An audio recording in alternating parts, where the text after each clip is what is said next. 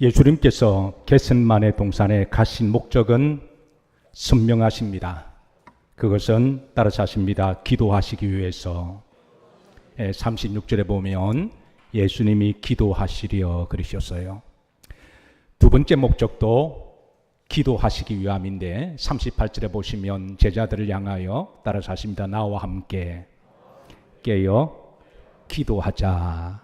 그래서 주님께서는 겟셋마네 동산에 가신 것은 기도하시기 위해서 가셨고, 그리고 제자들에게 기도의 본을 보이시고 기도함을 가르쳐 주시기 위해서 가셨습니다. 자, 예수님께서 겟셋마네 동산에 기도하시는데 세 번을 기도하십니다. 그래서 이 세 번의 기도 중에 첫 번째 기도가 37절에 있는데요. 여기에서 예수님은 당시의 예수님의 마음 상태, 심령 상태가 어떠한지를 드러내고 계세요. 사랑하는 성도 여러분, 우리 모두는 다 주님을 사랑하는 사람들입니다. 제가 다시 한번 기회를 드립니다. 우리 모두는 주님을 다 사랑하는 사람들입니다.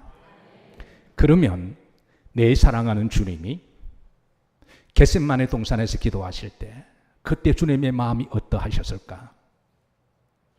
그때 주님은 어떤 심령으로 기도하셨을까? 주님은 그 마음을 함께 우리들에게 알려주십니다. 오늘 본절 37절에 보시면.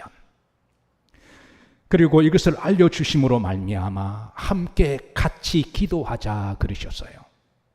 그래서 우리가 오늘 본문에 주님이 그때 그런 마음을 가지고 기도하셨다. 우리가 그것을 안다면 우리가 주님과 함께 더 마음을 공유할 수 있고 우리가 그 주님을 더 깊이 이해하리라고 생각하는데요. 자, 네 가지를 주님의 마음의 상태를 그때 어떠하셨는지 알려주는데 37절입니다. 첫 번째로 고민하사 그러셨어요. 이 고민하시다. 이 고민하다라는 말은 따라서 하십니다. 모데네인. 데모네인이라는 말인데요. 아는 부정 접두어입니다. 데모는 민중들, 사람들이라는 뜻을 가지고 있습니다. 우리가 흔히 이제 데모크라틱이라고 이야기할 때에 민주주의라는 말을 데모크라틱이라는 말을 쓰잖아요. 그러니까 데모라는 말은 사람들, 민중이라는 말이고 크라틱은 사람이 통치하고 사람이 주가 되는 것을 의미하죠. 그 다음에 이제 네인은 이제 분리되다라는 말인데요. 그래서 이 고민하다 이 말은 내가 사람들로부터 분리되어서 내가 대중들로부터 분리되어서 철저하게 버림받은 상태, 철저하게 홀로 있는 상태, 많은 사람들이 나를 떠나고 배신당한 그 상태를 주님은 말씀하십니다. 자, 주님은 일찍이 이제 6월절 만찬을 하시면서 제자들에게 이런 말씀하셨습니다. 너희들이 나를 버릴 거다. 너희들이 나를 배반하고 떠날 거다. 그런데 너희만 아니라 나를 따르는 양떼들도 나를 떠나고 다 흩어질 것임에 대한 예언적 말씀을 하셨는데요. 31절입니다. 중반절에 보시면 오늘 밤에 너희가 다 나를 말이라 버리리라. 그리고 후렴절입니다. 양의 떼가 흩어지리라 하였느니라 그러셨어요. 자, 이 말을 듣고 평소에 의협심과 자기 영웅주의가 강했던 베드로가 말합니다. 나는 죽을지언정, 다른 사람은 다 주님을 버리고 떠날지언정 나는 결코 주님을 떠나거나 부인하거나 배반하지 않겠습니다. 라고 그렇게 호기 있게 당당하게 나서죠. 35절입니다. 자, 베드로의 고백입니다. 내가 주와 함께 죽을지언정 주를 뭐하지 아니하겠나이다. 근데 결국은 우리가 잘 아는 바대로 주님이 말씀하신 대로 어떻게 했나요? 베드로가 주님을 버리고 도망갔습니다. 주님을 부인했습니다. 주님을 배반했습니다. 사랑하는 성도 여러분, 우리가 남들로부터 배신을 당할 때가 있습니다. 남들로부터 버림을 당하고, 그래서 버림을 당하고 아무도 내 옆에 없이 나는 홀로 남았을 때, 그때 우리는 버림에 대한 버림을 받은 상처와 아픔을 가지고 절대 고독에 있는 야곱처럼 버림을 당할 때가 우리에게는 있는데요. 특별히 사랑하는 사람에게 버림을 당했을 때 그때 마음이 얼마나 아플까요? 마음이 얼마나 쓰리고 고통스러울까요? 지금 제자들과 함께 있지만 이제 오늘 밤이 지나고 로마 병정들이 잡으러 오면 저들이 다 버리고 도망갈 것에 대한 그의 마음의 아픈 상태, 지금 주님이 그런 마음임을 알려주고 있습니다. 사랑하는 성도 여러분, 우리가 한평생을 살아가면서요, 내가 누군가에게 한 번도 배신을 당하지 않고 배반을 당하지 않고 살아가는 분이 계시면 그분은 복 받으신 분입니다. 그런가 하면 우리가 살아가면서 내가 누군가를 한 번도 배반하거나 배신을 때리지 아니하고 나의 이익을 위해서 얼굴을 생까지 아니하고 배반하지 않는 분이 계시면 그분은 인격적으로 참으로 훌륭하신 분이죠. 이런 말 우리가 세상적으로 의리가 있다라고 이야기를 하죠. 자, 그런데 우리가 한평생 믿음 생활을 하면서 한 번도 주님을 떠나지 않거나 신앙생활에 배반하지 않거나 그런 분이 계시면 그분은 믿음이 좋으신 것입니다. 자, 그동안 우리가 어떻게 살아왔던지 간에 이미 지나갔으니 이제는 잊어버리시고 앞으로 우리가 인간관계에 있어서도 혹이라도 나의 이익을 위해서 남을 배신하거나 배반하지 않는 우리 그리스도의 인격이 있기를 주의 이름으로 기도하십시다. 그리고 여러분들도 앞으로 누군가의 이용을 당하셔서 배반당하거나 배신당하지 않기를 주의 이름으로 축복합니다. 그리고 무엇보다도 우리가 앞으로 남은 여정에 이제는 앞으로 주님을 배반하거나 주님을 떠나거나 주님의 마음을 아프게 하는, 주님이 오늘 겟세마네 동산에 기도하시는 그 아픔은 바로 제자들이 버리고 도망감에 대한, 모든 사람들이 좋을 때는 할렐루야 놀렐루야 따르다가 주님이 십자가의 고난을 당하실 때 다 버리고 도망갔던 그 혼자 남음에 대한 고독의 배신, 앞으로 우리가 혹이라도 여러분 그렇지 않기를 기도하십시다. 예. 자, 두 번째 주님의 기도는요, 37절 중반절에 보시면 내 마음이 슬프다 하셨습니다. 이게 슬프다, 류페이스타이라는 말은요, 이거는 공포를 기반하는 슬픔과 무서움과 두려움과 불안과 떠는 상태를 이야기합니다. 그러니까 주님은 앞으로 십자가의 그 고난과 공포가 얼마나 끔찍한 것을 주님은 알고 계시죠. 예수님 당시에 십자가 처형은 운악처절하고 유명해서 많은 사람들이 알고 있는 공포 그 자체였습니다. 그냥 깔끔하게 그냥 이렇게 참수하는 게 아닙니다. 예, 깔끔하게 사람을 죽이는 그런 사형이 아니라 너무나 고통스럽고 너무나 무섭고 너무나 두려워서 주님은 평소에도 십자가에 죽으실 것을 말씀하셨지만 이제는 그날이 하루가 다가왔습니다.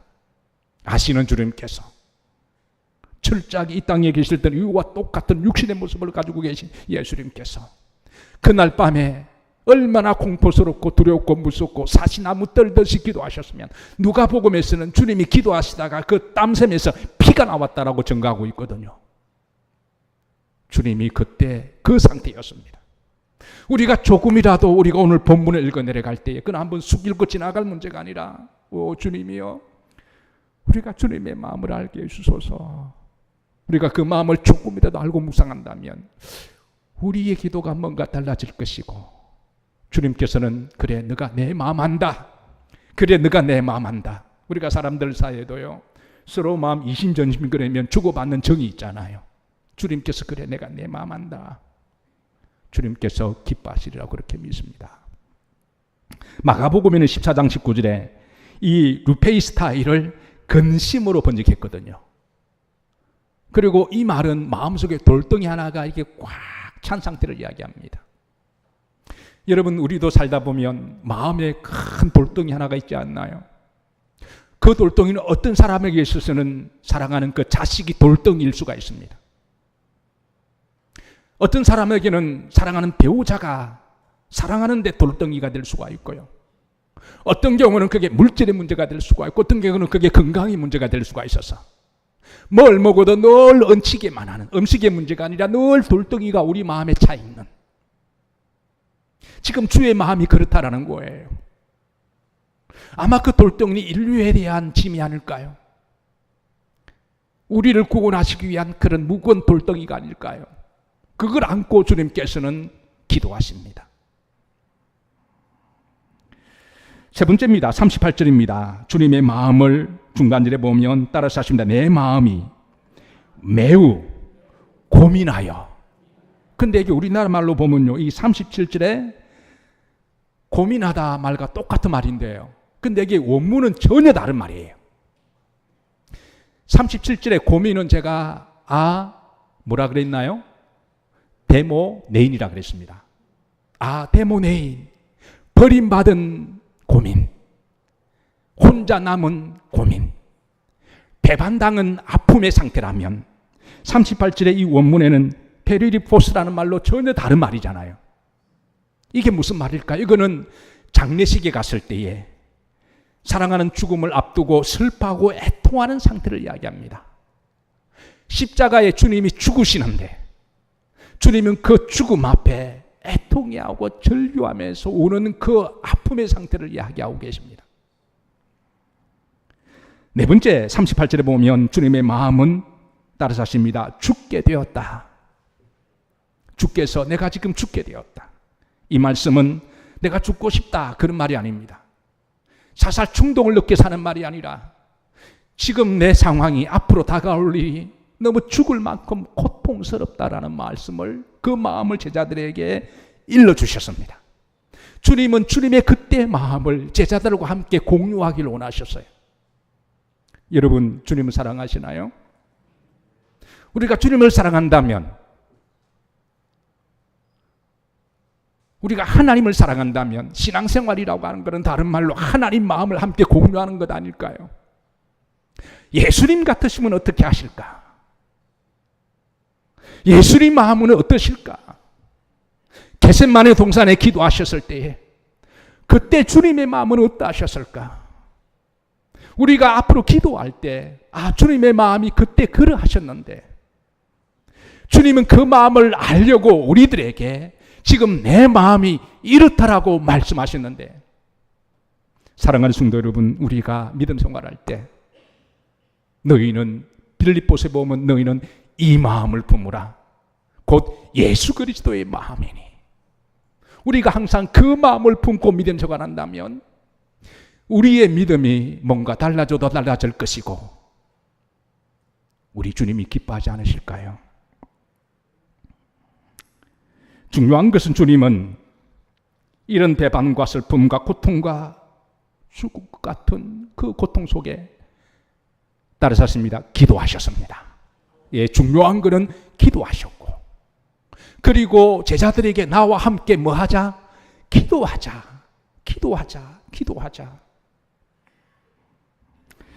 실제로 우리도 이 세상을 살아가다 보면 세상 사는 게 만만치가 않아서요. 언젠가는 반드시 주님 같지는 않지만 주님과 비슷한 상황 우리가 직면할 때가 있는데요.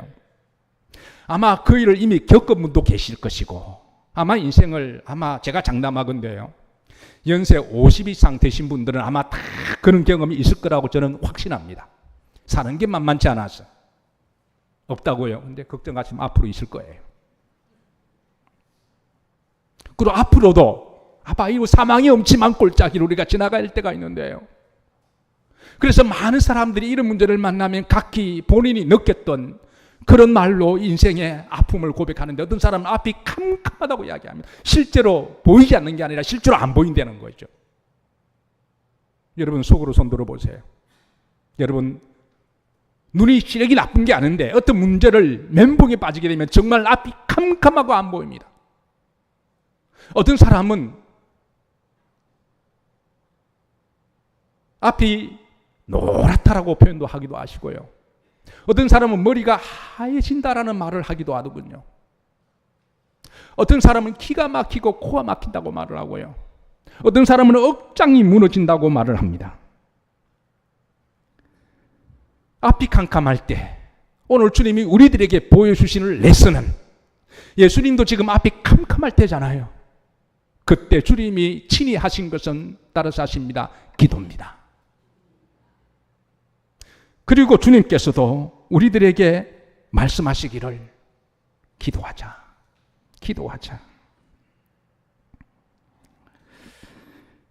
요 근래에 연일 쿠바에서 북한의 참사로 지냈던 리일유 씨라고 하는 이분이 망명을 했습니다. 예, 우리나라에 이제 들어오셔서 지금 TV마다 이렇게 이분들이 많이 나오게 되는데요. 이분이 혼자 탈북한 게 아니라, 망명한 게 아니라 사랑하는 아내와 자식과 함께 망명한 거죠.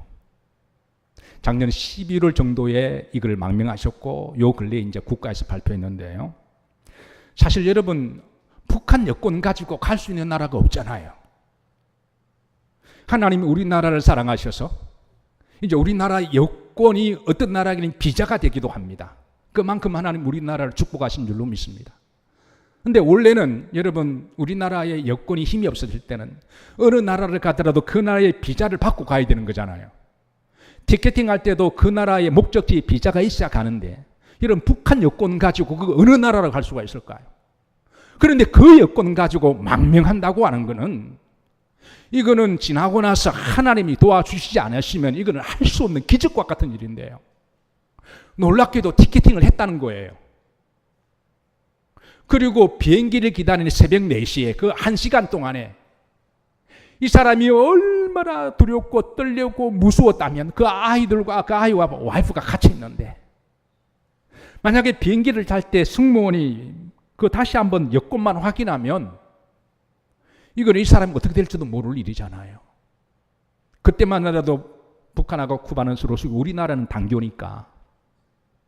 그래서 그분이 고백하기를 그 1시간이 자기가 살아왔던 그 세월보다 더 긴 시간이었고, 불안했고 두려웠고, 그래서 그때 자기도 모르게 이렇게 했대요. 하나님 도와주세요.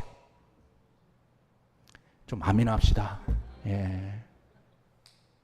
아니, 공산주의 국가는 신앙이 없는 데고 오히려 기독교를 왜곡시키는 곳이잖아요.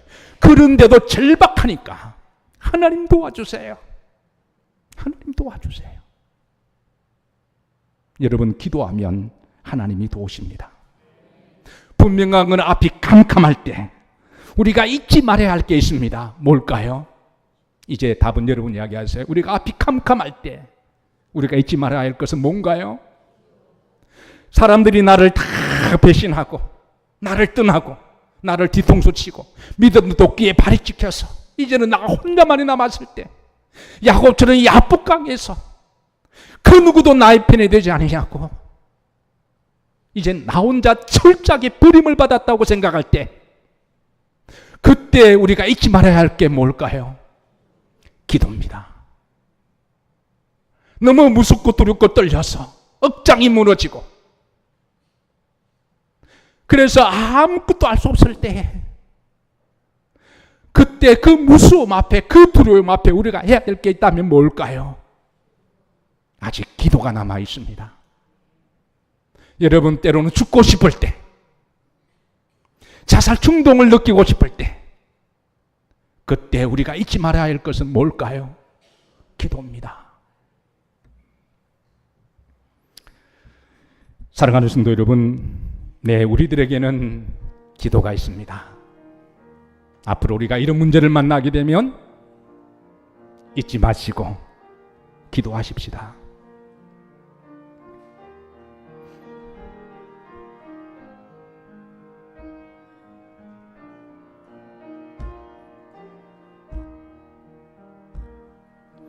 어려운 시험 당할 때 기도했나요? 주가 함께 당하시면 능히 이기리. 기도는 우리의 안식 빛으로 인도하리. 앞이 캄캄할 때 기도 잊지 마세요. 주님께서 이제 다시 두 번째 기도하십니다. 42절에 보면 초반절만 합독합니다. 다시 두 번째 나아가 뭐하여? 기도하여. 두 번째 기도하여. 이때 주님께서 우리들에게 어떻게 기도해야 하는지 그 기도의 본을 보여주시는데요.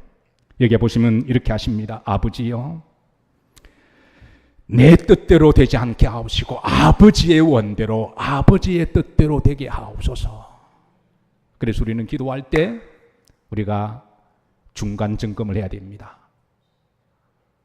기도는 나의 킹덤을 이루는 게 아니라, 나의 나라를 건설하는 게 아니라, 나의 뜻대로 이루어지는 게 아니라, 기도는 하나님의 킹덤이 이루어지는 것이고 하나님의 나라가 이루어지는 것이고 하나님의 뜻대로 이루어지는 기도로 점검해야 될 줄로 믿습니다.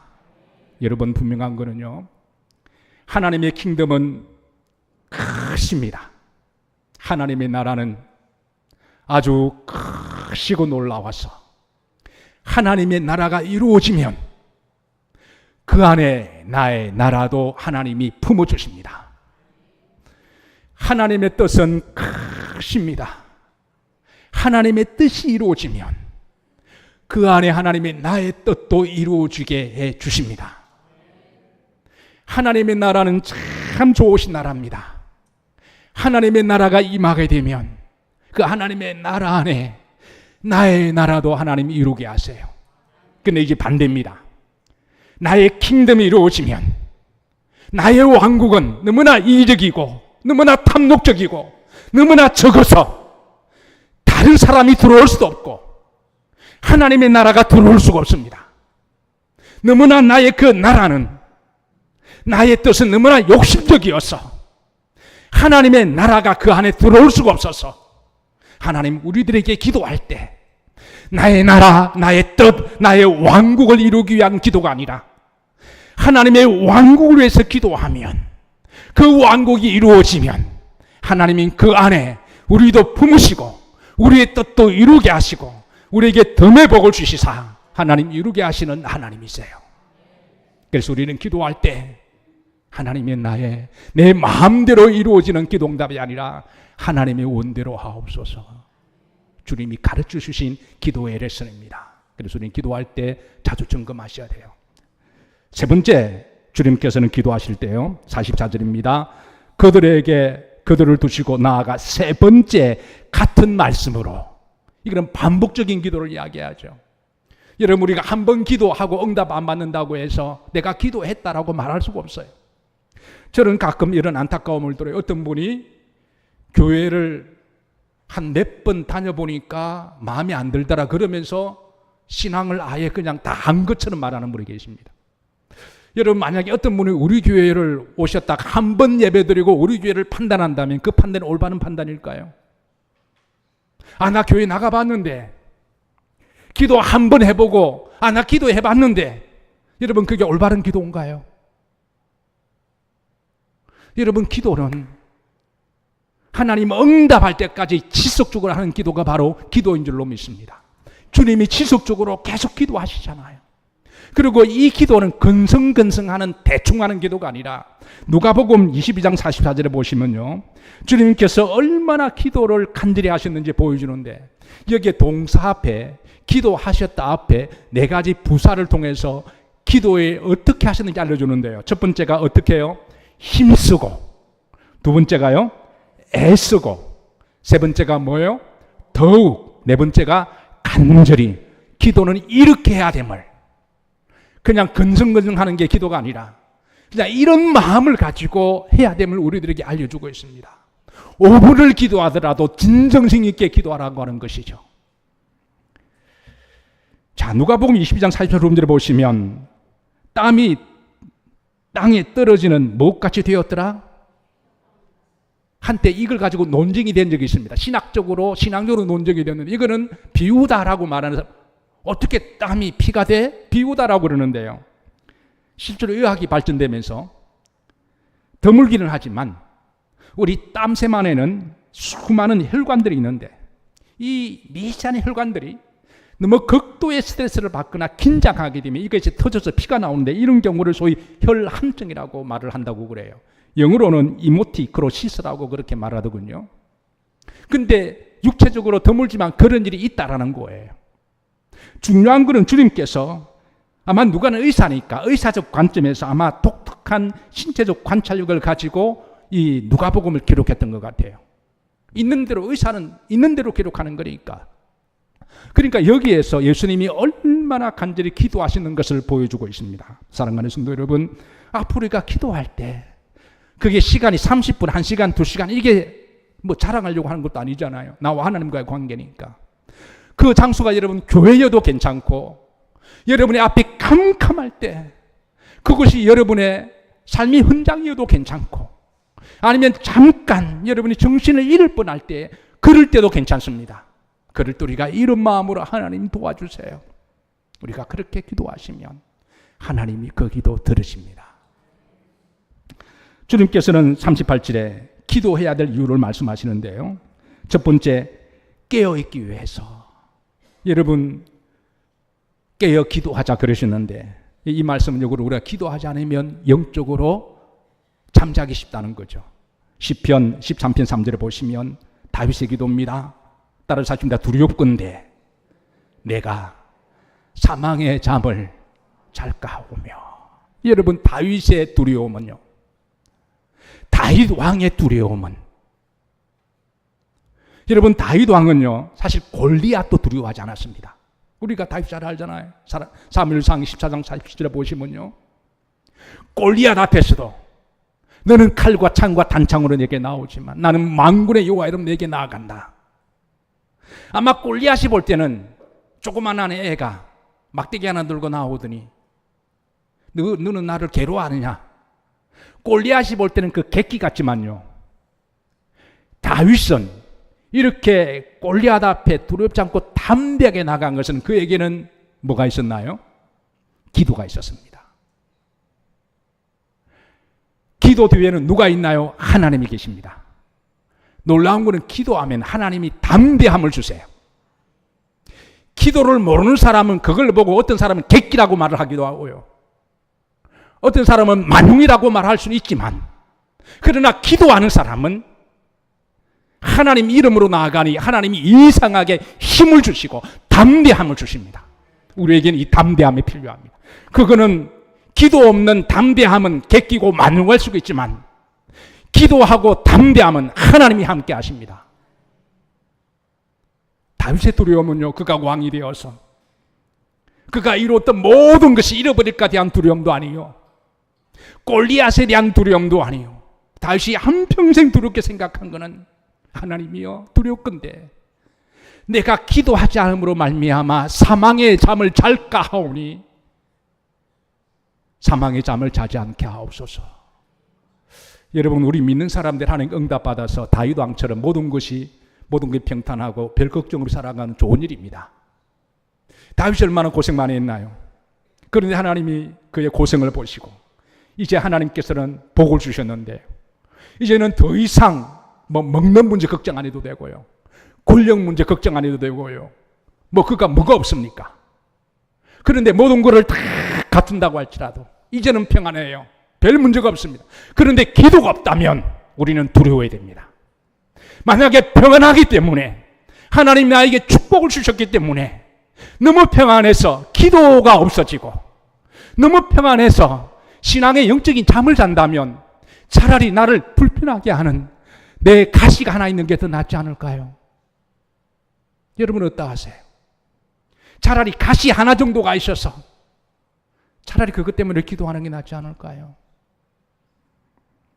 두 번째 기도해야 될 이유입니다. 41절에 못 들지 않게 깨어 기도하라, 시험에 들지 않기를. 여러분 기도하지 않으면 시험 듭니다. 이거는 분명합니다. 어떤 경우는 별것 아닌 것 가지고 시험 들어요. 별것 아닌 것 가지고. 네. 가끔 목사가 성도들에게 한 번이라도 손을 잡기 위해서 악수를 하잖아요. 예. 그래서 이제 악수를 해서 인사를 합니다. 근데 어떤 경우는 악수를 하면 어떤 분이 그래요. 목사님 아까 악수했잖아요. 그러니까 그 말 속에는 왜 자기를 못 알아보고 또 하냐는 거죠.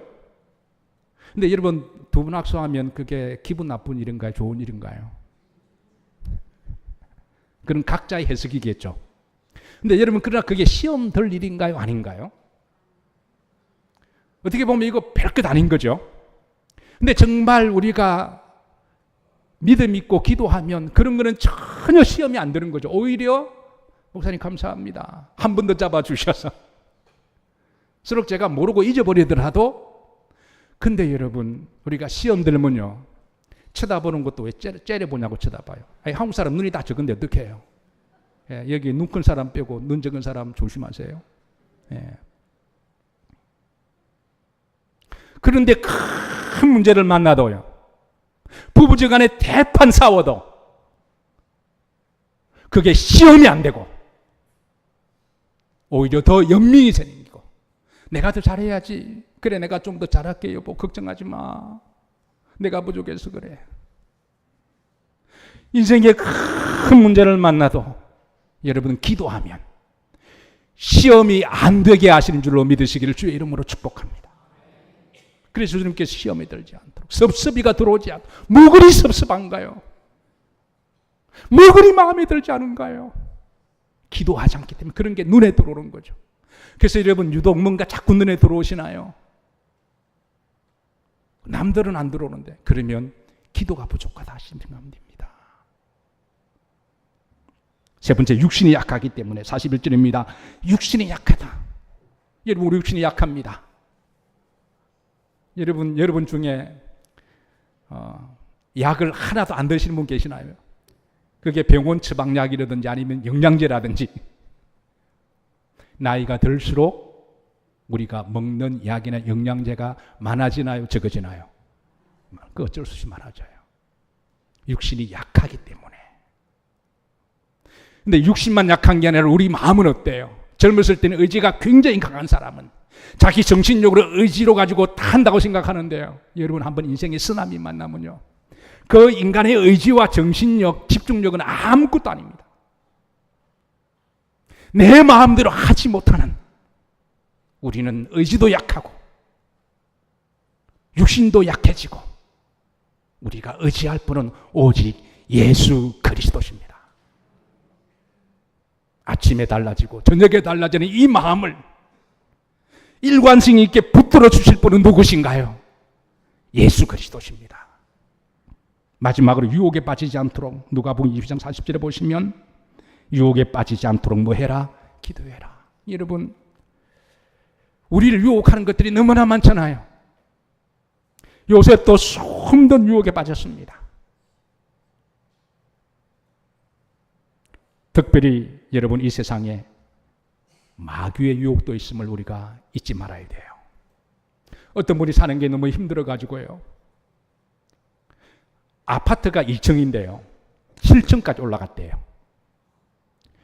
평소에 술을 안 드시는 분인데 소주 한 병을 가지고 올라갔대요. 소주 한 병을 벌컥벌컥 마시더니 사는 게 너무 힘들어서 눈을 뜨고 보니까 병원 응급실이더래요. 아들이 그 아버지 옆에서 얼굴이 퉁퉁 부어 울면서 아빠 왜 그랬어? 아빠 왜 그랬어? 아빠가 왜 그러니까 아빠가 그 질투 뛰어내렸다는 거예요. 그러니까 본인은 의식이 없는 거예요. 그런데 뛰어내렸는데 다행히 죽지는 않았는데 내장이 파열을 되고 뼈가 부러져서 몇 개월 동안 병원에 치료를 받았는데 다행히 회복이 되었습니다. 그 아들이 말하기를 아빠 왜 그랬어? 왜 그랬어? 왜 자살했어? 나 기억이 없어. 아빠 다시는 그러지 마. 그러니까 여러분, 마귀는 결정적인 순간에 자살 충동을 주어서 자기가 무슨 짓 하는지 모르게 무슨 짓을 하게 하는 게 마귀잖아요. 그래서 우리에게는 여러분 기도해야 됩니다. 39절에 보시면 예수님께서 습관을 따라 기도하셨다 그러셨습니다. 이 습관은요, 이 거룩한 주님의 습관의 영성을 말씀하시는데, 우리가 영성 중에, 여러분 영성은 하루아침에 안 생기잖아요. 영성은 습관을 통해서 형성되는 줄로 믿습니다. 그래서 제가 흔히 가끔 하는 말이 영성은 습관이다.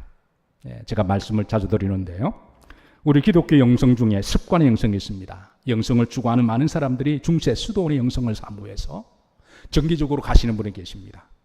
그래서 가셔서 한 달 동안 계시기도 하고, 그리고 얼마 동안 계시는데 이게 보통 일이 아닙니다. 그런데 여러분, 저는 이곳이 여러분들에게 수도원이 되기를 주의 이름으로 축복합니다. 멀리 갈 필요도 없고, 가게 되면 여러분 오고 가는 경비라든가 가정도 이게 다 이렇게 올스탑이잖아요. 그러니까 하나님이 우리들에게 내 가까이 근처에 하나님이 수도원을 주셨는데, 저는 이곳이 여러분들에게 수도원의 영성을 쌓아가는 곳이 되기를 주의 이름으로 축복합니다. 누가복음 22장 39절에 이 습관을 에토스라 그러는데요. 자, 그런데 누가복음 2장 42절에는 이 에토스를 관례라고 번역했습니다. 그러니까 이 습관, 관례라는 말은 같은 말인데요. 예수님이 가지고 계신 4가지 거룩한 습관이 있습니다. 첫 번째는 예배의 습관인데요. 누가복음 2장 42절입니다. 자, 절기의 관례를 따라 올라갔다가, 절기 관례가 에토스인데요. 그러니까 예수님께서는 평소에 예배의 영성을 가지고 계시다는 거예요. 여러분, 예배의 영성도 예배를 통해서 우리 속에 녹아드는 줄로 믿으시기를 주의 이름으로 축복합니다. 예배를 귀히 여기시고, 저는 여러분들의 믿음 여정 가운데 하늘나라 갈 때까지 예배가 더 많아지시고 깊어지시고 예배의 영성이 있으시기를 주의 이름으로 축복합니다. 선데이 크리스찬만 가지고 우리의 예배 영성을 녹아들게 할 수는 없어요. 두 번째는 예수님의 습관은 누가복음 4장 16절인데요. 늘 하시던 대로 회당에 들어가 성경을 읽으시고, 성경을 읽는 거룩한 습관이 있으시는데요. 자, 여러분 일주일에 몇 번 성경을 보시나요? 아니면 하루에 몇 번 성경을 보시나요? 여러분들에게 성경을 읽으시는 습관이 있으신가요? 어떤 분은 성경을 필사하십니다. 여러분, 하나님의 말씀을 가까이 하시길 주의 이름으로 축복합니다. 세 번째입니다. 기도의 습관입니다. 누가복음 22장 39절에 보시면 예수님께 나가서 습관을 따라 기도하러 가셨다. 자, 여러분들에게는 기도의 장소가 있으신가요? 여러분들의 기도의 습관이 있으신가요? 사도행전 3장 1절에 보시면 제9시 기도 시간에 베드로와 요한이 성전에 기도하러 올라갔다 그랬습니다. 그러니까 9시는 오후 3시를 말하는데요. 초대교회는, 초대교회 성도들은 기도의 습관이 있었습니다. 하루에 3번, 아침에 9시, 점심, 정오, 오후 3시입니다. 여러분들에게는 기도의 영성의 습관이 있으신가요? 있으시기를 주의 이름으로 축복합니다. 네 번째, 전도의 습관인데요. 마가복음 10장 1절입니다. 오른절에 보면 예수님께서 다시 전례대로 에토스입니다. 습관적으로 가르치시고 복음을 전하셨어요. 그래서 우리 그리스도인들은 늘 가슴 속에 예수님의 마음을 가지고 한 영혼을 구원하는, 한 영혼을 사랑하는 전도에 대한 습관을 가지고 살아가야 할 줄로 믿으시기를 주의 이름으로 축복합니다. 말씀을 마칩니다. 누가복음 22장 43절에 보시면 예수님께서 겟세마네 동산에 기도하실 때 천사가 하늘로부터 나타나 예수님께 힘을 더하더라 그랬습니다. 천사가 나타나서 기도하시는 예수님에게 힘을 더하셨다. 분명한 것은 여러분, 기도하시면 하나님이 힘을 주십니다. 우리는 그 힘을 가지고 한 주간 살아가는 사람들이에요. 특별히 여러분 앞이 캄캄할 때, 혼자만 있다고 생각할 때, 그리고 모든 사람들이 다 떠날 때, 죽고 싶고 모든 게 다 절망스러울 때, 그때 우리에게는 내 기도가 있습니다. 기도가 있다는 거 잊지 마시고, 그럴 때마다 주께서 기도하자, 기도하자, 기도가 있다. 네 주님, 우리들에게는 기도가 있습니다. 오늘 집을 나서기 전 기도했나요? 오늘 받을 은총 위에 기도했나요?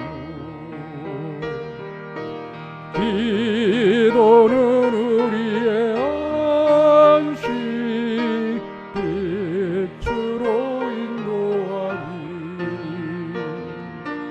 앞이 캄캄할 때 기도 잊지 마시 우리 가슴에다 손을 얹고 기도하십니다. 하나님 아버지 감사합니다.